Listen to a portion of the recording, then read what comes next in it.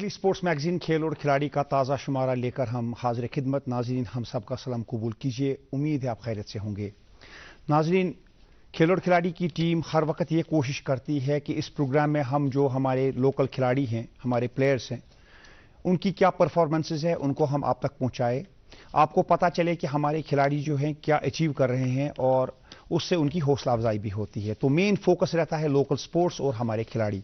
आज खुशी की बात यह है कि आज हमारे प्रोग्राम में एक खिलाड़ी नहीं बल्कि दो खिलाड़ी जो है वो मेहमान हैं। इन्होंने हाल ही में एक इंटरनेशनल टूर किया भारत की टीम के साथ, एक खास टीम के साथ, एक रिकॉग्नाइज स्पोर्ट्स इवेंट में, और वहां पर खुशकिस्मती से जो है गोल्ड मेडल्स हासिल किए। किस इवेंट में गोल्ड मेडल्स मिले, कौन है ये खिलाड़ी, इसके लिए आप कीजिए जरा सा इंतजार। प्रोग्राम का आगाज करते हैं मकामी खेलों की खबरों से। चलते हैं इसके राउंड अप के लिए मेरे साथी फारूक अहमद के पास। अस्सलाम वालेकुम नाजरीन, आपका दोस्त आपकी खिदमत में हाजिर। नाजरीन किराम, यहाँ पर आपके लिए पेश होता है हफ्ते भर के मकामी खेलों से तरतीब दिया हुआ हमारा खास सेगमेंट लोकल राउंड अप। आइए देखते हैं।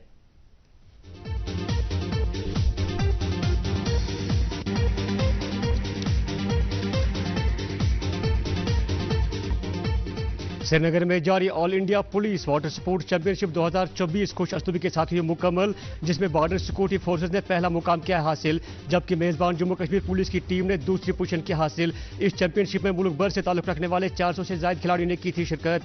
सेकंड डिवीजन आई लीग 2023-24 के और एक मुकाबले में रियल कश्मीर फुटबॉल क्लब ने सिरनिधि दक्कन को 3-2 के स्कोर से हराकर मुकाबला जीत लिया और 10 मार्च को शाम 7 बजे से रियल कश्मीर का अगला मुकाबला गोकुलम केरला के साथ होगा। गुवाहाटी में मुनक्कदा खेलो इंडिया यूनिवर्सिटी गेम्स 2024 के दौरान जम्मू कश्मीर से वाबस्ता फैंसी के खिलाड़ियों ने कुल मिलाकर 5 मेडल जीत लिए, जिसमें 1 गोल्ड, 2 सिल्वर और 2 ब्रोंज के मेडल है शामिल। महाराष्ट्र में मुनक्कदा ऑल इंडिया पेंचक सिलाट चैंपियनशिप के दौरान जम्मू कश्मीर के खिलाड़ी अहमद ताहा ने सोने का मेडल जीतकर जम्मू कश्मीर का नाम किया है रोशन। इस चैंपियनशिप में मुल्क भर से 800 से ज्यादा खिलाड़ियों ने की थी शमूलियत। जेके स्पोर्ट्स काउंसिल और विंटर गेम्स एसोसिएशन के बाहमी इश्तराक से गुलमर्ग में जारी UT level ski snow board championship 2024 खुश असलूबी के साथ भी अख्ताम पजीर, जिसमें जम्मू कश्मीर के मुख्तलिफ इलाकों से वाबस्ता 200 से ज्यादा मर्द और खवातीन खिलाड़ियों ने बढ़ चढ़कर की थी शिरकत। रूस के शहर मॉस्को में मुनक्कदा मॉस्को स्टार्स वुशु चैंपियनशिप 2024 के दौरान जम्मू कश्मीर से वाबस्ता 3 फीमेल खिलाड़ियों ने मुल्क की नुमाइंदगी करते हुए 3 मेडल्स जीत लिए, जिसमें आयरा और अंसर चस्ती ने 2 गोल्ड, जबकि कायफा शाह ने सिल्वर का मेडल जीतकर जम्मू कश्मीर का नाम किया है रोशन। श्रीनगर के टियासी टर्फ पर जारी फुटबॉल टूर्नामेंट रंगारंग तकरीब के साथ हुआ मुकम्मल। फाइनल में जेके बैंक 11 की टीम ने यकतरफा मुकाबले में गैलेक्सी एफसी को 2-0 से हरा के मुकाबला जीत लिया। करगिल से ताल्लुक रखने वाली खिलाड़ी महरून निसा कौमी खवातीन आइस हॉकी टीम के स्क्वाड में हुए है शामिल। ये टीम कजाकिस्तान में मुनक्कद होने वाली एशियन ओशिना चैंपियनशिप में रवा महीने की 25 तारीख से कर रही है शिरकत।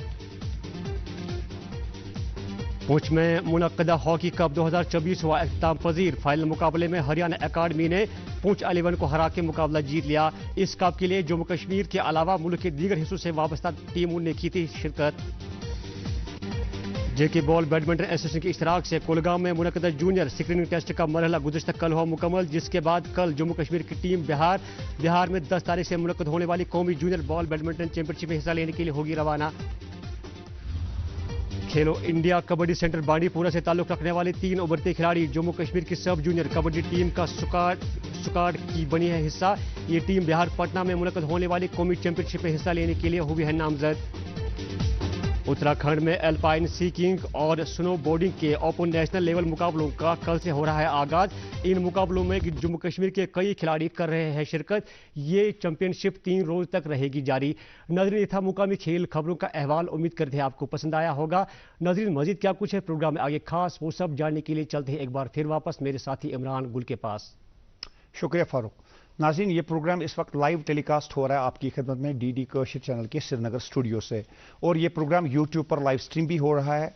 यूट्यूब पर आप डीडी कशिर चैनल पर जाकर वहां पर प्ले लिस्ट में आर स्पोर्ट्स प्रोग्राम में खेल और खिलाड़ी के एपिसोड्स पा सकते हैं, और आप जब भी चाहें आप उनको देखकर एंजॉय कर सकते हैं। और अब नज़र डालते हैं नेशनल और इंटरनेशनल स्पोर्ट्स के कुछ खास इवेंट्स पर इस राउंड अप के साथ।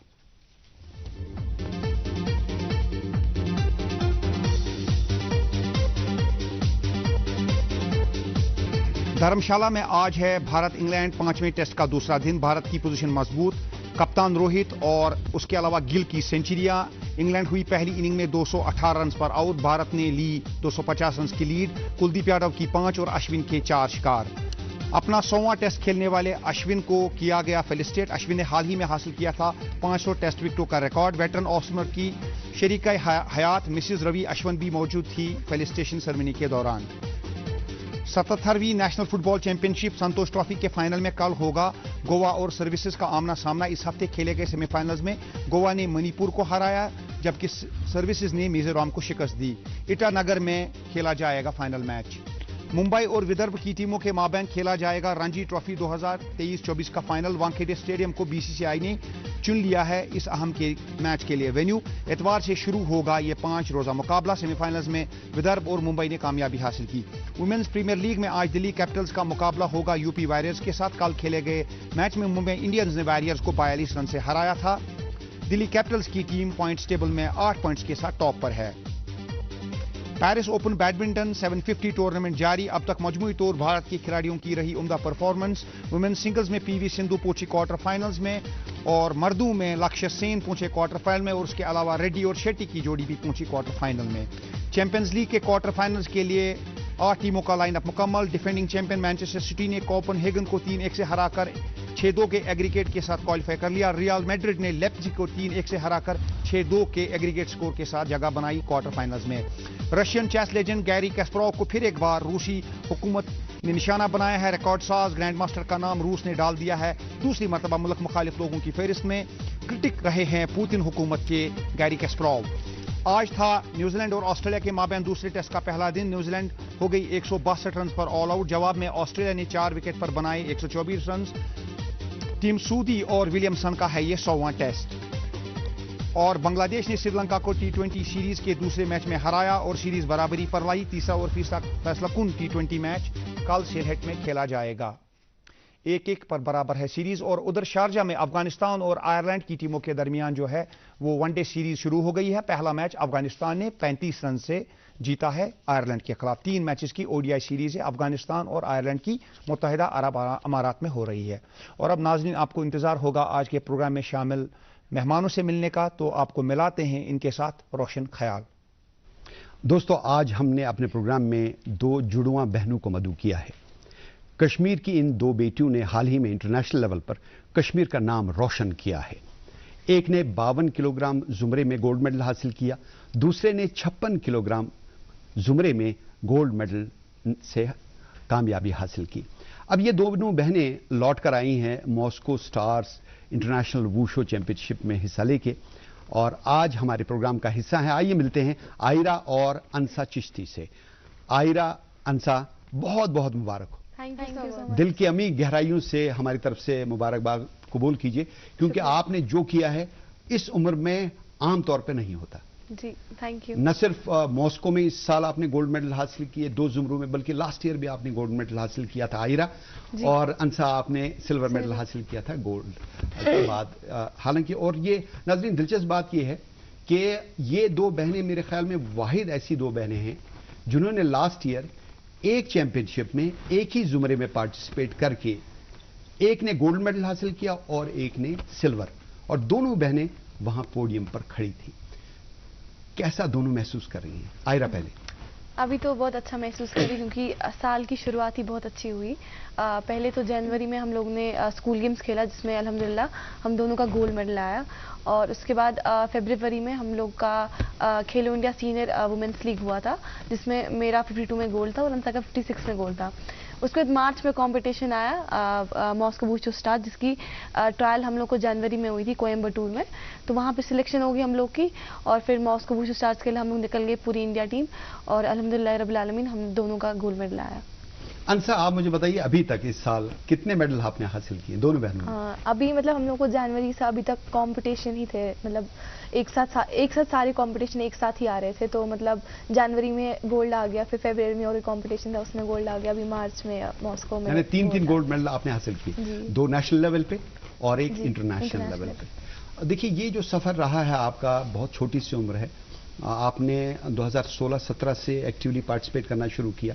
मार्शल आर्ट बहुत सारे खेल हैं, और उनमें ताइक्वांडो है, कुंग फू है, जूडो है, कराटे है, मोइथे है, थंग था है, स्क्वाय कश्मीर का अपना है, और ये वुशु है। आप दोनों ने वुशु का इंतखाब क्यों किया? क्योंकि मुझे ऐसा लगता है वुशु एक ऐसी पर्टिकुलर गेम है जिसमें किक, पंच, थ्रो दोनों का इस्तेमाल होता है, जबकि हम अगर टाइक्वांडो में देखेंगे उसमें सिर्फ किकिंग है, बॉक्सिंग में सिर्फ पंचेस है और जूडो में सिर्फ थ्रोइंग है। तो जो वुशु है वो इन तीनों चीज़ों का कॉम्बिनेशन है, तो मुझे इसीलिए लगा कि ये गेम थोड़ी टफ भी है और यही खेलना चाहिए। तो अंसा, in other words we can say it's a combination of all martial sports. Yes, exactly. जब मैंने वुशु स्टार्ट किया था तो मतलब मैंने इस वजह से स्टार्ट किया क्योंकि मेरी बहन ने स्टार्ट किया था, क्योंकि मैं इंडोर स्टेडियम बैडमिंटन खेलने के लिए आई थी या जिमनास्टिक ऐसे देख रही थी मैं, पर स्कूल में हम लोग पहले वुशु करते थे, तो उसके बाद थोड़ा बहुत वुशु का पता था, मैंने कहा कि चलो देखते हैं 1-2 दिन कैसा लगेगा, तो फिर धीरे धीरे वुशु में भी इंटरेस्ट आने लगा और अभी भी वही करते हैं। देखिए, किसी भी खिलाड़ी के पीछे एक बहुत बड़ा हाथ होता है पेरेंट्स का, और उसके साथ साथ जो कोच होता है वो खड़ा होता है, और इन्हीं की मेहरबानी से, इन्हीं की रफाकत से और इनकी सरपरस्ती में एक खिलाड़ी पनपता है। तो आपकी कामयाबी में किसका रोल है? एक तो मेरे घर वाले हैं, मेरे माँ बाप है, और हमारे कोच आसिफ सर, जिनने बहुत ज़्यादा हम पे हार्ड वर्क किया, वो खुद बहुत डेडिकेटेड है, हमें भी बहुत मोटिवेट करते रहते हैं, तो उनकी वजह से और मेरे घर वालों की सपोर्ट की वजह से हम लोग यहाँ तक पहुँचे हैं। अंसा, देखिए, ये जो आपका सफर रहा है, इस साल की बात करते हैं, बहुत टफ रहा है। आप लगातार जनवरी से पार्टिसिपेट कर रही हैं, और आज 8 तारीख है और कल आपका पेपर है इंग्लिश का। जी। कौन सी क्लास का पेपर है? 12th का है। 12th का, वेरी क्रूशियल और बहुत इंपॉर्टेंट है करियर में। तो क्या लगता है आपको, स्पोर्ट्स की वजह से आपका जो एजुकेशनल करियर है इम्पैक्ट हो रहा है? कहीं ना कहीं अगर हम लोग बाहर की पहले मैं बात करती हूँ कि वहाँ पे लीनियंसी मिलती है पढ़ाई में, लेकिन जो यहाँ पे है ना, हम लोग को पूरा सारा सिलेबस करना पड़ रहा है, तो थोड़ा बहुत मुश्किल है करना, क्योंकि बहुत ज़्यादा अभी इस साल तो बहुत ज़्यादा कंपटीशन एक साथ आया, तो मतलब दोनों को बैलेंस करना हल्का सा अभी मुश्किल हो गया है, क्योंकि सिलेबस बहुत ज़्यादा है, तो अभी बहुत ज़्यादा बर्डन हो रहा है। हमें पता है कि अभी हम लोग कैसे कर रहे हैं अभी इस टाइम पे, तो बस अभी मैं गवर्नमेंट से ये कहना चाहती हूँ कि जितने भी स्पोर्ट्स प्लेयर है ना, उनके लिए बस पढ़ाई में 50% या 70% ही सही ये सिलेबस कम रखे, और एज कंपेयर टू मार्क्स में भी थोड़ी लीनियंसी होनी चाहिए। और देखिए ना, बहुत सारी कंट्रीज में ऐसा होता है कि स्पोर्ट्समैन को स्पोर्ट्स के अलग नंबर मिलते हैं, और इसी तरह सिलेबस में भी आपको कटौती की जाती है। लेकिन अभी हमारे यहाँ स्पोर्ट्स कल्चर अभी पनपा नहीं है, अभी बहुत टाइम लगेगा स्पोर्ट्स कल्चर आने में, खास तौर पे कश्मीर में। तो जाहिर है कि आप इब्तिदा कर रही हैं, और आप लोग ऐसे लोग बन रहे हैं जो आइंदा नस्लों के लिए एक बहुत ही इम्प्रेसिव होंगे, और उसके बाद आइंदा नस्लें आपको देख के बहुत ज़्यादा इम्प्रेस होकर स्पोर्ट्स को ज़्यादा फॉलो करेंगी। इतनी छोटी उम्र में इतने गोल्ड मेडल हासिल करना, अभी आपने टोटल कितने गोल्ड मेडल हासिल किए होंगे अभी पिछले 4-5 साल से आप खेल रही हैं? जी, बहुत सारे गोल्ड मेडल है, अब तो मतलब समझ भी, फिर भी नंबर गिनवा सकती है कितने गोल्ड हैं, अभी कितने सिल्वर हैं? जी, इस साल कितने ब्रॉन्ज हैं? इस साल के 3 हैं, और पिछले साल का हमने एक नेशनल खेला था, पिछला बहुत कम कंपटीशन था, तो एक नेशनल खेला, उसमें गोल्ड था, और उससे पिछले साल मेरा सिल्वर मेडल था, और उसके पिछले साल मेरा मतलब वर्ल्ड चैंपियनशिप में मेडल था, तो ऑलमोस्ट 5-6 गोल्ड हो गए। यानी इंटरनेशनल मेडल्स की बात? नहीं, अभी मैं नेशनल और इंटरनेशनल दोनों की बात कर रही हूं। तो अंसा, आप बताइए आपका नंबर क्या है? जी, एक्चुअली मेडल मतलब अभी हम लोग ने ऐसे कभी गिने नहीं है, पर बहुत है माशाल्लाह। तो अभी पिछले लास्ट 3 इयर्स का देखा जाए तो 5 मेडल होंगे। अब एक नज़र डालते हैं आपके करियर पर। आपने जहां से शुरुआत की, बहुत सारी मेडल्स आपने हासिल किए, बहुत सारी सर्टिफिकेट्स आपको मिली, और उस ज़माने में जो आपको मशक्क़त करनी पड़ी, स्ट्रगल करना पड़ा, उसकी तरफ आते हैं। तो बताइए, सबसे पहले जो आपने टूर्नामेंट में पार्टिसिपेट किया वो किस साल था और कौन सा टूर्नामेंट था? 2018 स्टार्टिंग में हमारा जम्मू नेशनल था, सब जूनियर नेशनल हुआ था, वो जम्मू में हुआ था, जिसमें मेरा गोल्ड मेडल आया था, और मेरा फर्स्ट नेशनल था, तो बहुत अच्छा एक्सपीरियंस रहा था वहाँ पे भी। मतलब मैंने पहली बार देखा, इतने सारे अलग अलग बच्चों को देखा, अलग अलग स्टेट से आते हुए, इतनी पार्टिसिपेशन देखी, तो बहुत अच्छा लगा उस साल, क्योंकि मेरा फर्स्ट गोल था, तो बहुत अच्छा लगा। तो अंसा, आप मुझे बताइए, आपने पार्टिसिपेट किया जी उसी टूर्नामेंट में? जी। आपके रिएक्शन कैसा रहा? मेरा अच्छा था, क्योंकि मेरा उस वक्त पे मतलब ब्रॉन्ज मेडल आया था, तो मेरा ये था कि मतलब गोल्ड से रह गई, पर लेकिन सर ने बहुत ज़्यादा मोटिवेट किया कि मतलब गेम में हार जीत चली रहती है, क्योंकि अगर जब तक इंसान हारेगा नहीं तब तक इंसान सीखेगा नहीं, तो मतलब फिर उसके बाद से मैंने देखा कि कहाँ मेरे को इम्प्रूव करना है, तो धीरे धीरे प्रैक्टिस करके इम्प्रूव किया और फिर उसके अगले साल ही मेरा गोल्ड आ गया। देखिए, जब भी इंसान शुरुआत करता है, बहुत सारी चैंपियनशिप में पार्टिसिपेट करता है। आयरा, आपकी सर्टिफिकेट्स हम देख रहे हैं, मुख्तलिफ चैंपियनशिप में आपने पार्टिसिपेट किया है और सिल्वर मेडल, गोल्ड मेडल हासिल किए हैं। वूशो एसोसिएशन ऑफ इंडिया की तरफ से जो टूर्नामेंट हुए, इसी तरह ओपन कश्मीर वूशो सांडा कप में आपने पार्टिसिपेट किया 2019 में। तो ये जो सांडा है, सांडा के बारे में बताइए। ये जो कॉम्पिटिटिव पार्ट है वूशो का, उसको सांडा कहते हैं। जी बताइए। जो सांडा है, जो सांचो है, वो फाइटिंग होता है उसमें, वो एक कॉम्बैटिव स्पोर्ट्स में आता है। तो उसमें हमारा किक पंच थ्रो आता है जिसको हम कॉम्बिनेशन की तरफ से यूज करते हैं। तो आयरा, आप बताइए मजीद ये जो सर्टिफिकेट अब आपके आएंगी, जी, तो इनके बारे में बताइए, कौन कौन से टूर्नामेंट थे ये? देखिए, अब आपने डिस्ट्रिक्ट वूशो एसोसिएशन श्रीनगर का हाँ, इसमें डिस्ट्रिक्ट और स्टेट, ये वाला जॉर्जिया का है जी, जो बाटूमी में हुआ था, और ये वाली जो साइड पे वीडियो है वो भी बाटूमी की है, जो जॉर्जिया में मेरा गोल्ड मेडल आया था जी। और बाकी सारी जो सर्टिफिकेट थी वो डिस्ट्रिक्ट्स की है और नेशनल चैंपियनशिप की है। ये देखिए, जब आप स्टार्ट करती हैं, आपको लगातार मेडल्स मिल रहे हैं, तो मोटिवेशन कहाँ से आता है? जो है गोल्ड आपने जीत लिया, तो आप मोटिवेशन कहाँ से हासिल करती हैं? ये मॉस्को का जो आपका लास्ट ईयर का टूर्नामेंट था, उसमें आप जॉर्जिया का है। अच्छा, ये जॉर्जिया का है जी, कश्मीरी यूथ, और ये आपने वाकई बहुत ज़बरदस्त कारकर्दगी का मुजाहरा किया। उसके बाद जिस तरीके से आप वापस आए और आपको हाथों हाथ लिया गया, आपका इस्तकबाल किया गया, आपको इनाम और इकराम से नवाजा गया, हर तरफ आपकी वाहवाह थी। ये लास्ट ईयर की बात है, जी, जब आप इसी महीने लौट के आई थी और टूर्नामेंट हुआ था 28 फरवरी 2023 से 5 मार्च 2023 को। फिर आप उस टाइम गोल्ड मेडल और सिल्वर मेडल, आपकी मम्मा हैं, तो मम्मा आपकी डॉक्टर हैं। हाँ जी, जी। उनका क्या रोल है आपकी कारकर्दगी में? मम्मा बहुत ज्यादा सपोर्ट करती है हम लोग का। जी, मम्मा मतलब ऐसे कभी अगर पापा मानते नहीं है तो मम्मा मान जाती है, तो मम्मा बहुत मोटिवेट करती है उनको कि नहीं, जाना चाहिए, खेलना चाहिए। नहीं तो मेरी मम्मा डॉक्टर है, उनको हमें ये बोलना चाहिए कि आजकल जो कश्मीर में हम देखते हैं वो ये बोलते हैं कि डॉक्टर बनो, लेकिन मम्मा बहुत सपोर्ट करती है हम लोग को, और ऐसे इंटरनेशनल चैंपियनशिप में देख के बहुत ज्यादा खुश होती है। और इस बार 2024 में भी आपने एक बहुत अक्लमंद फैसला किया दोनों ने, मुझे लगता है यू डिड इट पर्पसली, कि आपने लास्ट ईयर तो एक ही कैटेगरी में पार्टिसिपेट किया था, जुमरे में, तो 52 किलोग्राम में किया था।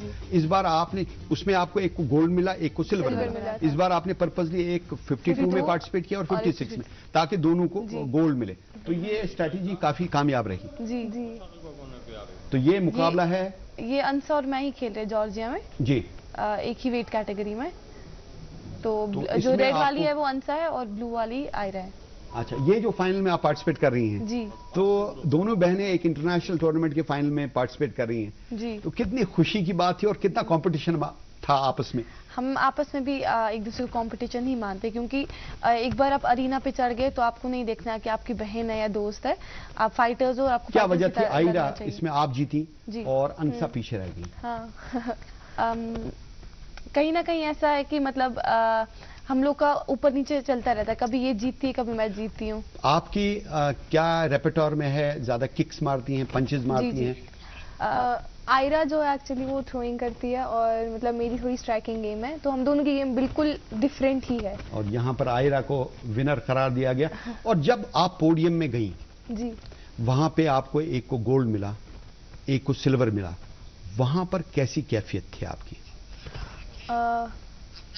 मेरे को इतना बुरा भी नहीं लग रहा था क्योंकि मेरी बहन ही खेल रही थी, तो इस वजह से मैं एक तरीके से खुश भी थी और एक तरीके से ये भी था कि मतलब सिल्वर आ गया, पर ये भी था कि मतलब मेरी बहन का ही गोल्ड आ गया। पहले अंसा को बुलाया गया और तीसरी रशिया की खिलाड़ी थी और गोल्ड मेडल आपको मिला जॉर्जिया की, तो वहां पर गोल्ड मिला आपको। बहुत खुशी की बात थी कि आप दोनों बहनों ने गोल्ड और सिल्वर हासिल किया। और अब आते हैं उस मैच की जो हाल ही में हुआ। जी, तो पहला मैच है आयरा का। ये जो अब मैच है इसके बारे में बताइए कि आपकी अपोनेंट जो थी वो रशियन थी, ब्लू में है, हाँ। आप रेड में हैं। जी, जी, जी। हाँ आयरा, बताइए इस मैच के बारे में। ये भी मतलब अच्छा स्ट्रेंथ था इसमें, अच्छी। कौन सी तारीख को मैच हुआ? ये हुआ था सेकंड या थर्ड को, ऐसा कुछ। 2 मार्च। जी, जी। 2-3 दिन पहले। जी, जी, जी, 2-3 दिन पहले। जी तो बताइए इस मैच में क्या हुआ? तो इस वाले मैच में थोड़ा पहले ऑब्वियसली थोड़ी नर्वसनेस तो होती है, लेकिन उसके बाद अच्छे से फाइट किया और पीछे से कोच भी हमें अच्छे साथ में थे। ये तो रशियन खिलाड़ी जो है आपसे कद में ऊंची हैं जी जी और वजन भी इसका अच्छा है आपसे, बहुत स्ट्रॉन्गर हैं और उसके बाद इसको आपने लगातार अटैक किया और आप किक्स का ज्यादा मुजाहिरा कर रही थी, तो क्या स्ट्रेटेजी थी आपकी? मेरा यही था कि मतलब मैं ज़्यादातर थ्रोइंग करती हूँ, लेकिन मैं सोचा इंटरनेशनल चैंपियनशिप है, इस पे मतलब अपना सारा गेम दिखाना है, क्योंकि बाकी कोचेस भी बैठे हुए थे, उनको अपनी फाइट दिखानी है। तो इस वजह से मैंने इस बारी किक्स भी यूज़ की, पंच भी यूज़ किया और 52 किलोग्राम कैटेगरी में फाइनल था जी, और आपको इसमें विनर करार दिया गया जी, आपको गोल्ड मेडल मिला। तो आइए देखते हैं वो विनिंग मोमेंट। बहुत शानदार, आयरा ने गोल्ड मेडल हासिल किया 52 केजी में और उसके बाद कामयाबी हासिल की। और अब वो मैच अंसा का जो 56 किलोग्राम कैटेगरी में था, यहां पर भी आपकी अपोनेंट जो थी रशियन थी। आप बताइए आपने क्या स्ट्रेटजी अपनाई इसमें?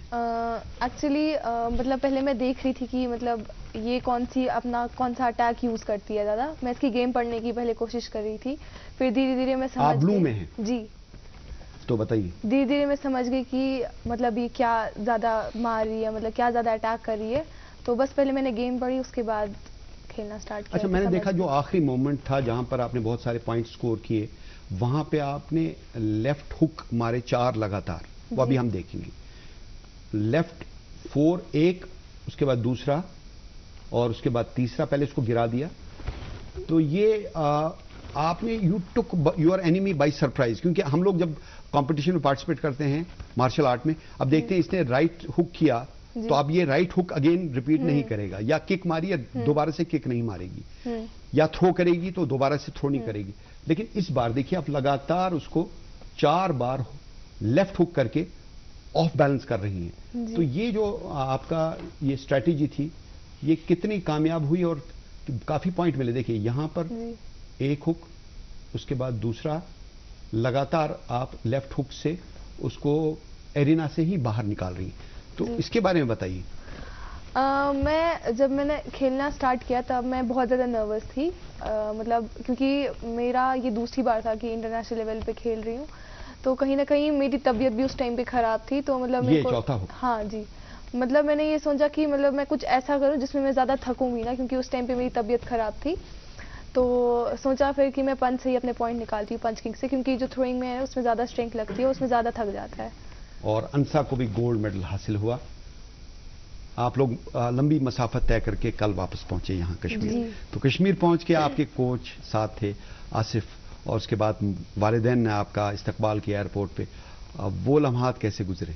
बहुत अच्छे, बहुत खुशी होती है जब ऐसे चैंपियनशिप से घर लौटते हैं, तो घर वालों की वो स्माइल, वो सर की खुशी देखना बहुत प्राउड फील होता है तब कि नहीं कुछ तो किया है, ऐसा लगता है। अभी आइंदा आपका क्या प्रोग्राम है दोनों का?